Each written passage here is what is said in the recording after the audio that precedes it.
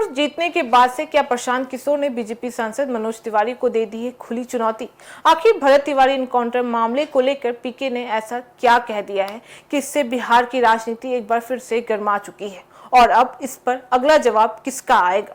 नमस्कार, मैं हूं फरीदा गजर और इस वक्त आप जुड़े हुए एक न्यूज 24 के साथ। देखिए, बांकीपुर विधानसभा उपचुनाव में जीत के बाद से जनसुराज के संस्थापक और नए विधायक प्रशांत किशोर अब लगातार राजनीतिक बयान भी देते हुए नजर आ रहे हैं।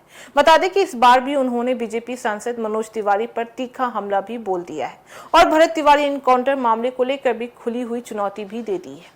दरअसल बता दें कि एक यूट्यूबर इंटरव्यू में प्रशांत किशोर ने मनोज तिवारी पर निशाना साधते हुए कहा है कि वह फ्रॉड आदमी है। उन्होंने आरोप भी लगाया है कि मनोज तिवारी सिर्फ चुनाव के समय ही बिहार आते हैं और चुनाव खत्म होने के बाद से यहां की जनता को भूल भी जाते हैं।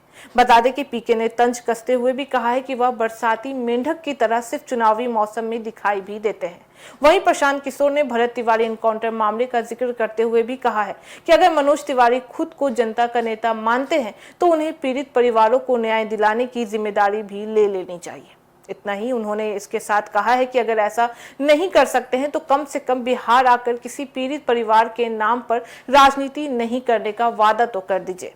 पीके ने यह भी कहा है कि जिस मां ने अपना बेटा खोया है उसे चुनावी प्रचार का हिस्सा बनाना बेहद गलत भी है। उनके मुताबिक किसी भी पीड़ित परिवार के दर्द को राजनीतिक मुद्दा बनाना लोकतंत्र के लिए ठीक भी नहीं होता है। इतना ही नहीं, बता दें कि प्रशांत किशोर ने दावा भी किया है कि जहां जहां मनोज तिवारी ने चुनाव प्रचार किया है वहां पर बीजेपी को फायदा नहीं बल्कि नुकसान ही पहुंचा भी है।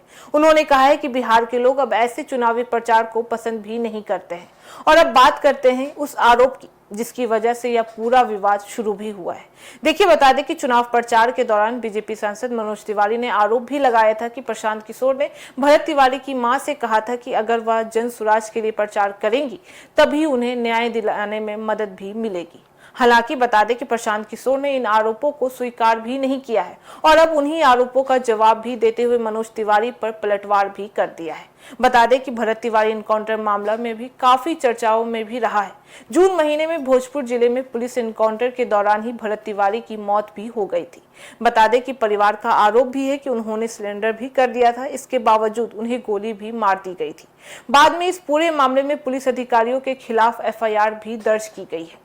न्यायिक जांच आयोग का गठन भी किया गया है और जांच अभी तक जारी भी चल रहा है। और ऐसे में इस मामले पर दोनों नेताओं के बयान अब बिहार की राजनीति में एक बार फिर से नई बहस को छेड़ रहे हैं। फिलहाल आरोप और जवाबी आरोप का दौर तो जारी रहेगा। मामले की जांच भी जारी है और अंतिम निष्कर्ष जांच पूरी होने के बाद ही सामने भी आ पाएगा। फिलहाल बांकीपुर की जीत के बाद से प्रशांत किशोर के तेवर और आक्रामक नजर भी आ रहे हैं।